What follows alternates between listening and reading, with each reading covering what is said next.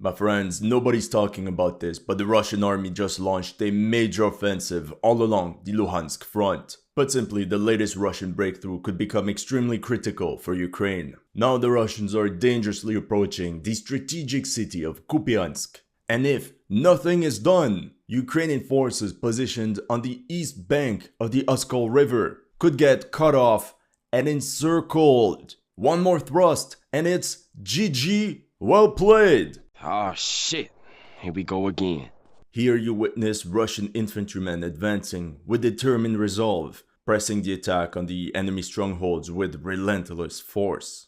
Outmanned and outgunned, the local Ukrainian territorial defense unit guarding this sector could not do much to stop them. It's so bad that even the elite Ukrainian brigade Azov explained the situation as one of the most intense areas of the enemy's offensive. At this moment, the Ukrainian command is trying to scramble as many reinforcements as possible to plug the gap. Throughout July, Russian mechanized units surge on countless villages in Luhansk like Stelmachivka, Makivka, Andrivka, Sinkivka, Stepova Novoselivka, and a couple days ago, the first Russian tank army launched a direct spearhead and captured the village of Pischane. They broke through and now relentlessly penetrate deeper and deeper into Ukrainian rears. Mr. President, we got screwed real bad here, and here. In other words, the collapse of these Ukrainian positions could mark the final chapter of the Luhansk front, and thus the beginning of the second battle of Kupyansk. Mainstream media, Russia may be running out of tanks. Reality. Ukraine's commander-in-chief admits since 2022, the number of Russian tanks has doubled. What I find funny is how Forbes openly mocked the capabilities of this Russian armored grouping operating on the Luhansk front. They reported Russia's first tank army has won its first battle in 2 years by advancing a mile and capturing a half-dozen buildings. They completely downplayed the threat posed by all these armored and motorized regiments. And now this first tank army is charging straight for the gates of Kupyansk. Everyone knows the grey clouds are approaching the strategic city. On the 20th of July, the city's website reported, for the first time, the occupiers dropped a bomb weighing 1,500 kilograms on the center of Kupyansk. It's just a matter of time before Ukrainian troops engage in brutal house-to-house fighting in order to salvage Kupyansk. Yet another urban warfare meat grinder for the Ukrainian army. Without even talking about logistics problems the Ukrainian army will soon face, since all the bridges over the Oskol River constantly get bombarded by Russian aviation.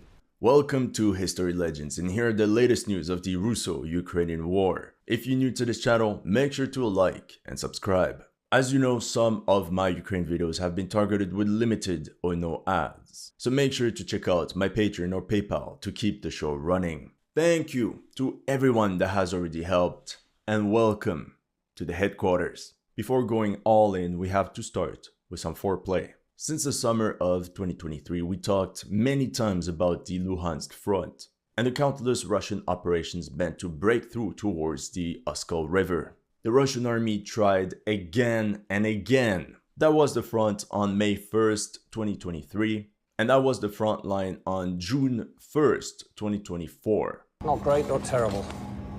We also talked about the possibility of a Russian offensive towards Liman, which would open the road towards Slavyansk. But due to the strategic nature of this town, the Ukrainian command extremely fortified this region and sent numerous reinforcements to counterattack any Russian gains, such as shock units of the elite 3rd Assault Brigade Azov in Terny. However, as you know, Russians, Ukrainians, they're very stubborn. If something doesn't work 8 times, what do? That's right, they try 9 times. Mid-June 2024, the party ends as Ukrainian intelligence officers spotted a significant concentration of enemy forces around Svatove. Enemy columns kept converging towards the city, and the Ukrainians noticed an increased activity in this sector, with the Russian forces conducting more and more probing attacks to find weak points and gaps between Ukrainian trench bastions. Pro-Ukrainian Deep State UA even admitted the level of military management of the Russians has somewhat increased. In the end, this says that the Russian 20th Army gathered 10,000 soldiers from the 3rd and 144th Divisions, plus 450 armored vehicles and artillery pieces as strike fist for a major offensive. Ukrainian commanders understood that all this fisting could get uncomfortable real quick. And to add to this, on the 18th of June, the 3rd Assault Brigade Azov wrote the following on their telegram. The enemy is intensifying attacks to reach the borders of the Luhansk region. Because of this factual statement, Azov has been heavily criticized by countless Ukrainian journalists. And guess what? They were right. This is exactly what happened. Almost. The Ukrainian command waited and waited for this much anticipated Russian offensive towards Borova. And all of a sudden, on the 30th of June, the front flared up. A larger Russian mechanized formation charged and reached the outskirts of Stelmachivka. However, as you can see in these images, the Ukrainians were ready and the Russians met a storm of steel. Here you can even see some damaged vehicles in the open. Our men flee the battlefield! The Ukrainian command popped champagne thinking it was mission accomplished. When on the 6th of July, out of nowhere, Russian assault detachments stormed Pischane and advanced almost 4 kilometers within a day. They completely shoved away the Ukrainian 103rd Territorial Defense Brigade holding the sector and at once controlled the southern part of the settlement. At that point, I think the Russian command faced 3 options. Number 2, attack right in the center and cross 4 kilometers in open terrain using their armored vehicles towards Pischane. Or option 3, advance across these 2 fields and storm Berestove. You see, the Russian command tricked the Ukrainians by carrying recon missions all along this front, making it super obvious, only to pull in Uno and attack 15 kilometers to the north. Diversion, main attack, once again the masters of Maskirovka. Again! As a reminder, in late May the Russians had already taken control of Berestove.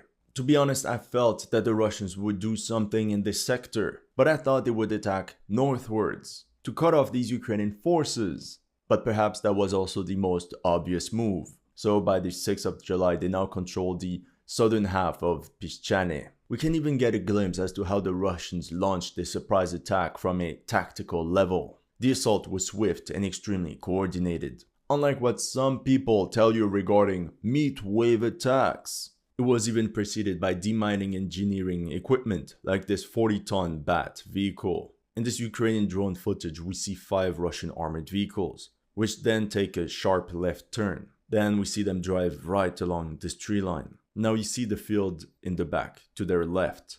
It's purple. Now because of that, we know where this mechanized column attacked from. They probably departed from Krochmalne along this tree line, took a left turn, and then pushed inside this gap in the tree line. After that, they drove along this tree line towards Pischane, with the purple fields to their left. In the next frame, right at this spot, we see what seems to be 4 Russian armored vehicles destroyed or abandoned. But the video is also a bit misleading because it stops right there. We don't know if some of these BMPs actually returned to the rear. On top of that, since we see Ukrainian mortars firing straight into the tree line, we can guess all the infantry component of this mechanized column actually managed to disembark and probably continue the assault by foot right along this tree line towards the village. Due to the urgent situation, I think the Ukrainians dispatched any available reserve units to counterattack and regain the lost ground. The reason I believe this is because we have evidence in the form of casualty reports of a variety of Ukrainian units that intervened to stop the Russian breakthrough. On the 6th of July, a company commander of the 116th Mechanized Brigade, Senior Lieutenant Pavel Klepak, was reported as KIA. 10 days later, on the 17th of July, Major Leonid Kuzmenko, the commander of the 115th Battalion of the 110th Territorial Brigade, was KIA near Pischane. Despite this battle of attrition, perhaps the Ukrainians believed that this positional fighting would stabilize the sector, just like it did many times in the past. The front did not move for the next 2 weeks, but this allowed the 1st Tank Army to muster its reinforcements and converge more and more assault detachments towards Pischane. It's also important to understand that the Russian command did not necessarily know exactly where the enemy front would break. They would send these probing attacks left and right to see where it cracks, all the while keeping the reserves at the rear. But once there is a gap, they go all in. On July 20th, Russian units advanced 700 meters inside the settlement. 2 days later, they pushed another 600 meters eastwards along the main road. By the 23rd of July, Ukraine had lost control of most of Piszczane. That's when the remaining defenders said, "GG, well played, time to get out." And the entire village fell into Russian hands. The seizure of the village was credited to the 15th Motorized Rifle Regiment, whose soldiers raised the Russian flag on the very symbolic World War II memorial dedicated to the fallen Soviet soldiers. As usual, they also raised the Red Banner. As a historical reminder, during World War II, the 1st Tank Army defended the northern sector at Kursk, pushed across Ukraine until reaching the Vistula River, and took part in the final assault on Berlin. Now, according to the latest news, 4 elements of the 1st Tank Army spearheaded this offensive towards the Oskol River, and are now only 6 kilometers away from reaching their objective. If spearhead detachments can continue the attack all the way up until Kolesnivka, they will have effectively cut off the Ukrainian front in two, with the Kupyansk grouping in the north and the Liman grouping in the south, whose troops will hardly be able to mutually support each other. All this would be very similar as to what the Russian armed forces went through in Kherson in the fall of 2022. And we know what happened next. Now, from a political perspective, the Russian military almost conquered the entire territorial boundaries of the Luhansk Oblast, one of the 2 regions of the rebel provinces of Donbass, meaning it will be the first oblast of the annexed regions to be fully under Russian control. On July 20th, the Russian grouping along the Luhansk front launched another attack vector further to the south, this time towards Andrivka. You might ask, why towards this random village? Because if we look at it on a 3D map, we see that this place offers a bridge and a smooth crossing across the Zherebiets River. If the Russians manage to secure this crossing, this is gonna be yet another bridgehead from where the Russians could launch a new offensive or plan their next moves. However, before the 1st Tank Army will be able to charge towards the river, it will be imperative to secure the flanks and deal with enemy positions north and south of the salient. Otherwise, the Ukrainians could counterattack and encircle countless Russian units, just like the Germans did so often to the Soviets on the Eastern Front. And according to the latest news on the 26th of July, Russian assault detachments expanded the girth of the area of control with an attack north of Piszczane by advancing another 2 kilometers. Another fuck up. Another fuck up. In a way, the successful push towards Piszczane was partly due to the fact that Ukraine's best brigades were pinned down to the north to counter Russian moves against the settlement of Sinkivka. Equally as strategic in the sector is the village of Sinkivka. So let's start with the biggest threat for Ukraine, the Battle of Sinkivka. As you can see on the map, the village is located 6 kilometers northeast of Kupyansk. Sinkivka.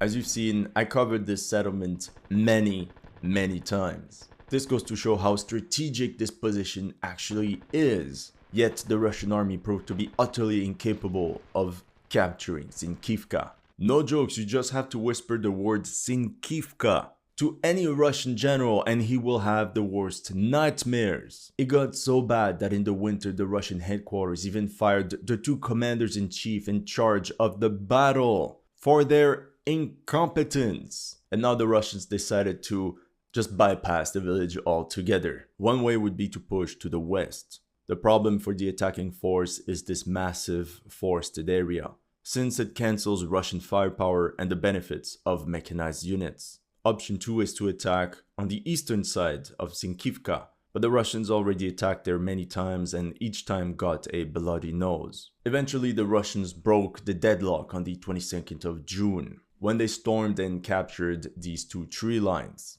This one 500 meters long and this one 800 meters long. 2 weeks later, by the 7th of July, they had cleared this tree line, stormed this other one, and in the end secured this 1 square kilometer potato field. A great success! But unlike in the past, they managed to keep momentum going. 2 days later, on July 9th, Russian artillery managed to take out key Ukrainian mortar positions, which allowed the infantry to attack along this entire 1 kilometer long tree line just east of Sinkivka. Overall, all along this sector, the Ukrainians have lost the bulk of the tree lines on this first line of defense. Of course, the Ukrainians mustered their reserves concentrated in Petropavlivka, but some of them seem to have been halted, like this T-72M1 that was destroyed by an FPV drone near this Petropavlivka. Russian artillery also zeroed in on this town on the outskirts of Kupyansk and hammered any building that was thought of sheltering troops or storing ammunition.